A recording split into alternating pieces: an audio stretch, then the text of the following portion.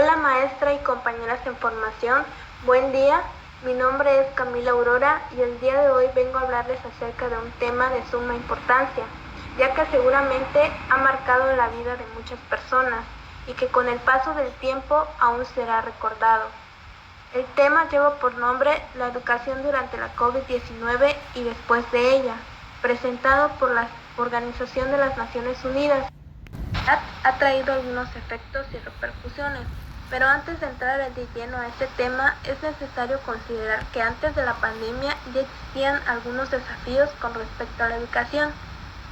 Hay niños que todavía no existen en la escuela, adultos analfabetas, incluso los alumnos que asisten presentan problemas con el aprendizaje. De acuerdo a la lectura, incluso niños que estando cerca del maestro presentan problemas de comprensión y que muchas veces se apoyan de sus compañeros de clase. Han sido afectados jóvenes desde universidad, secundaria, preparatoria, primaria, incluso los niños de preescolar, llevándonos al primer punto de repercusión. La pandemia ha provocado la mayor interrupción de la historia en los sistemas educativos, que ha afectado a casi 1.600 millones de alumnos. Debido a la propagación de esta enfermedad, se optó por el cierre de escuelas e interrupción de la educación, proponiendo una nueva estrategia que es el aprendizaje en casa, por lo que los padres de familia se convirtieron en los nuevos orientadores educativos. Se habla de un trabajo en conjunto donde el docente hace entrega de las guías aportando distintos contenidos a trabajar. Los padres son quienes guían e imparten estas clases, destacando que en su mayoría pues son las mamás quienes orientan y hacen este acompañamiento a sus hijos. El aprendizaje en casa nos lleva a la siguiente repercusión: complicación económica de los padres. Anteriormente se habla de que los padres podrían trabajar mientras sus hijos asistían a la escuela, pero en esta ocasión resultó complicado, ya que debían de organizar sus tiempos para trabajar, atender a sus hijos, realizar las labores en el hogar y cuidar de aquellos familiares que se enfermaban, incluso a ellos mismos. La economía es un tema que ha afectado a muchas familias y mayormente por la dificultad de salir a trabajar, provocando que aquellos que están en situación vulnerable como pobreza sean orillados al abandono escolar. Otro de los efectos fue 40 millones de niños en todo el mundo han perdido tiempo de enseñanza en su primer año de educación preescolar, lo cual pues resulta negativo, ya que esos niños no recibieron la estimulación necesaria, ni mucho menos los aprendizajes, las habilidades, interacción con niños de su misma edad, lo cual pues mayormente les preocupaba a los padres, rescatando pues los comentarios que me hacían mis padres de familia del jardín, ya que sus hijos pues no tenían con quién jugar o platicar, y eso afecta tanto su estabilidad emocional y su lenguaje. 40% de los países más pobres no ha podido prestar apoyo a los alumnos en riesgo. Se habla acerca de esos alumnos en riesgo, aquellos que apoyan a sus papás en las tareas domésticas, que mayormente son las niñas, la explotación agrícola, que son los niños del campo, por lo que pues no hay mucho tiempo, no tienen tiempo de aprender y mucho menos de que algún adulto los oriente. También están los niños con discapacidad, que incluso pues antes de la pandemia no son tomados en cuenta como debería de ser. Y al hablar de una educación a distancia, pues se necesitan esos recursos tecnológicos y muchos niños pues no contaban con ese medio para continuar con su formación. Aprender a aprender durante la COVID-19. Existen tres puntos. Entre el primero es una amplia gama de herramientas de educación a distancia. En cuanto comenzó esta enfermedad, el gobierno y la Secretaría de Educación Pública propusieron algunas estrategias. Entonces se habla de unas herramientas tecnológicas, como que algunos docentes implementaron entre videollamadas virtuales, impartir clases a través de la radio, programas de televisión como Aprender en Casa, e incluso otras herramientas que no son tecnológicas como el maletín viajero o en colonias marginadas como las bocinas de las colonias. En esta educación a distancia claramente salieron afectados aquellos que no contaban con equipo necesario como una computadora o un celular o incluso el tener internet para poder desarrollar su educación en línea. Otro de los puntos es el apoyo a las necesidades de los docentes, ya que pues desde el inicio de la pandemia se les solicitó a los docentes que impartieran clases a distancia, en donde ellos buscaban las estrategias necesarias para poder brindar pues dichos aprendizajes.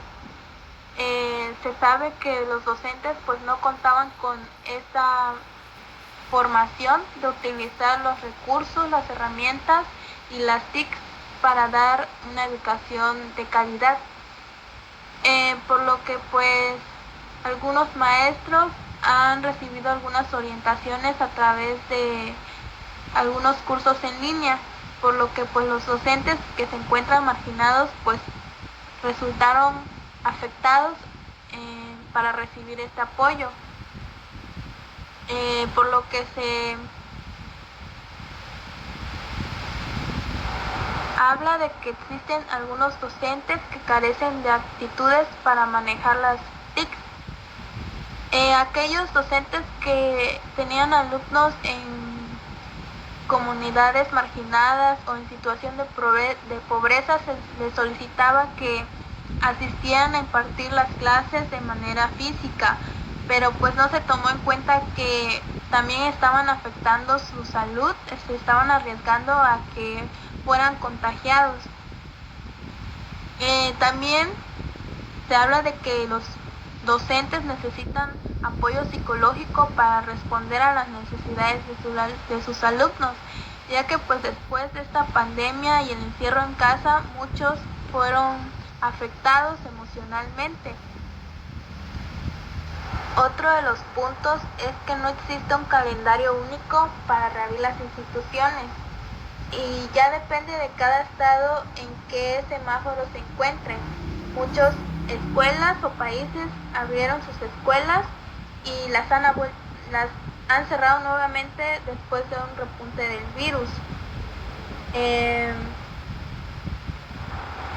Es necesario no bajar la guardia, ya que al confiarse pueden surgir nuevamente los contagios y caer en esa educación a distancia, por lo que es necesario que exista un calendario para todas las instituciones, en donde pues se contraten a más docentes, se organicen los tiempos para recuperar los aprendizajes, incluso existan programas de aprendizaje acelerado y pues entonces que también se recorran los contenidos de planes de estudio.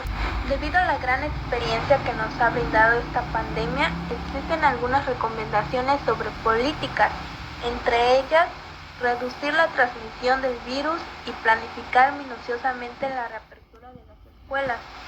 Para poder regresar a las clases presencialmente es necesario reducir la transmisión del virus para que ya no existan tantos contagios, garantizando pues principalmente la seguridad de todos. Para esto es necesario seguir las medidas de seguridad como el lavado de manos y el uso de mascarillas. Planificar una reapertura inclusiva. Primero se debe realizar una evaluación para descubrir los aprendizajes que no fueron alcanzados y así se toma una ruta para recuperar los conocimientos faltantes. Escuchar las opiniones de todas las partes implicadas, ya que en esta educación a distancia todos participaron, tanto el director como maestros, padres de familia, alumnos, y esto pues para consultar la toma de decisiones y considerar la reapertura. Coordinarse con agentes clave, incluida la comunidad sanitaria. Para una reapertura es necesario el conocimiento de aquellas personas encargadas del sector de sanidad, ya que presentan un conocimiento más amplio del tema.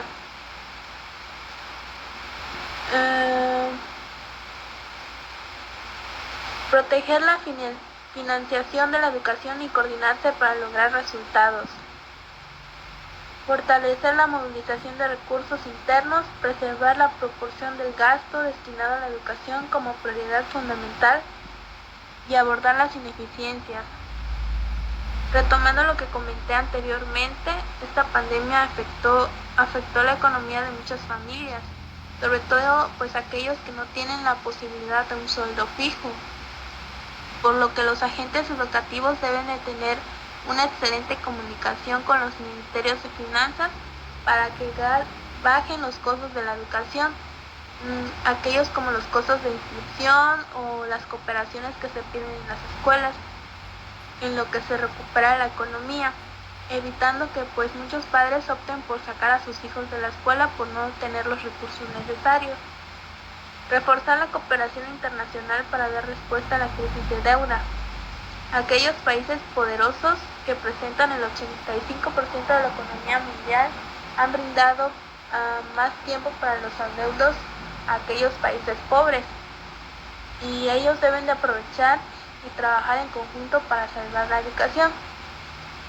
Proteger la asistencia oficial para el desarrollo destinado a la educación. Esta ayuda se debe priorizar a aquellos alumnos vulnerables o a quienes más lo necesiten. Fortalecer la resiliencia de los sistemas educativos para lograr un desarrollo equitativo y sostenible. Es necesario tomar en cuenta todas las experiencias que nos brindó esta pandemia y así estar preparados para afrontar futuras enfermedades o crisis que se presenten. Este tema habla acerca de hacer hincapié en la equidad y la inclusión, sobre todo para aquellos alumnos en riesgo, ya que todos tienen el derecho de una educación. Reforzar las capacidades para gestionar el riesgo en todos los niveles del sistema. Se necesita estar preparados para lo que se venga. Esto puede hacerse a través de planes y programas ampliando las capacidades tanto a nivel individual, institucional y de organizaciones. Asegurar una coordinación y un liderazgo robustos. Todos pueden apoyar, como en este caso los padres de familia desde casa continuaron instruyendo a sus hijos, pero es necesario que exista un liderazgo para que el propósito no se pierda. Impulsar mecanismos de consulta y comunicación. Como se decía anteriormente, es necesario establecer comunicación con todos los implicados, buscando el bien común para los estudiantes. Repensar la educación y acelerar el cambio positivo en la enseñanza y el aprendizaje. Después de esta pandemia, no podemos caer en la monotonía del mismo método de enseñanza. Así como está cambiando el mundo, debe existir la innovación en las escuelas, que exista una estrategia innovadora que atrape a los alumnos, que les devuelva el ánimo de seguir aprendiendo y que la enseñanza se vuelva más divertida y sencilla de adquirir. Centrarse en responder a las pérdidas en materia de aprendizaje y prevenir el abandono escolar, en particular en el caso de grupos marginados. Se habla mucho de los alumnos marginados porque existe una preocupación de que no hayan adquirido aprendizajes, ya que eso afectará a su formación a futuro, por lo que es necesario tomar en cuenta aquellos aprendizajes que no fueron adquiridos, retomarlos y desarrollarlos de manera rápida, porque existen otros aprendizajes que también deben de aprenderse. Proporcionar competencias para programas de empleabilidad. Es necesario brindarle tanto a los maestros y alumnos conocimientos, habilidades y actitudes que les funcionen al momento de ejercer un empleo, ya que pues esto los va a mantener generando ingresos económicos. Estas competencias deben de ser tanto para el trabajo actual como el que se requiera en un futuro. Apoyar a la profesión docente y la preparación del profesorado. Es necesario seguir capacitando a los docentes para que adquieran y fortalezcan sus competencias, que puedan manejar las TIC con mayor facilidad y empleen estrategias y planes de recuperación para los aprendizajes. Ampliar la definición del derecho a la educación para incluir la conectividad. Todos tenemos derecho a la educación, pero el ser esta a distancia requiere de medios tecnológicos, lo cual aquellos que no cuentan con los recursos no reciben esa educación que se merecen, por lo que se debe ampliar la frase derecho a la educación, integrando las TIC, lo cual pues me parece interesante, siempre y cuando se le brinde un uso adecuado. Eliminar obstáculos a la conectividad. Es necesario que el gobierno brinde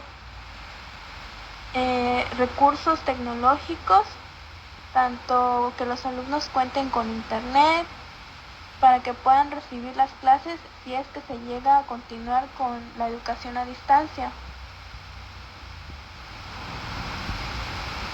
Reforzar los datos y el seguimiento del aprendizaje. Van de la mano con los puntos dichos anteriormente. Aquellos aprendizajes que fueron abordados deberán reforzarse para que queden claros y darle continuidad ampliando los conocimientos.